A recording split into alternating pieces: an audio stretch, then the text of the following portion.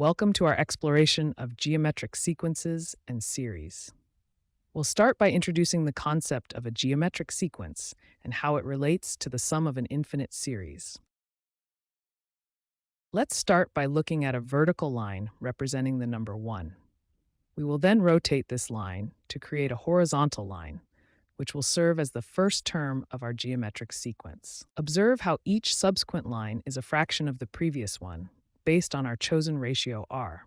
This visual representation helps us understand the nature of geometric sequences. As we extend the sequence, the lines get shorter and shorter, approaching 0. This illustrates how an infinite geometric series can converge to a finite sum. Now let's rotate the lines to form a triangle. This geometric transformation will help us visualize the sum of the infinite series.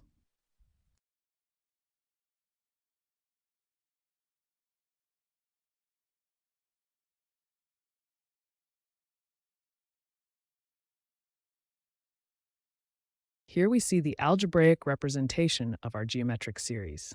The sum of the series is expressed as a fraction, which simplifies to a formula involving our ratio r.